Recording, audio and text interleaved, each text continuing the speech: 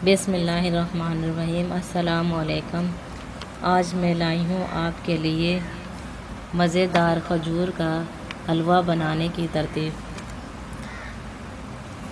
लेकिन बताने से पहले आपसे गुजारिश है कि अगर आपने अभी तक हमारा चैनल सबा किचन को सब्सक्राइब नहीं किया तो इसे सब्सक्राइब कर लें और साथ में लगे बेल आइकन को दबा दें ताकि हर नई आने वाली वीडियो का नोटिफिकेशन आपको मिलता रहे। आइए सबसे पहले बताती हूँ इसके अज्जा।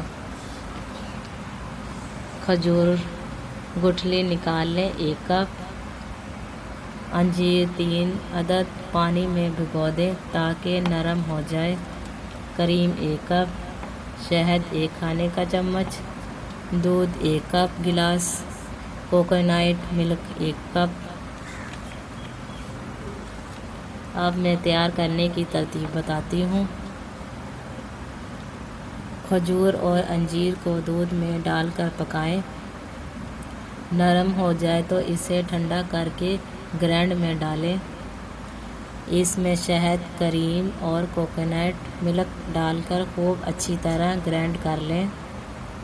अगर चाहिए तो कुचली हुई बर्फ़ डालकर दोबारा ग्राइंड कर लें।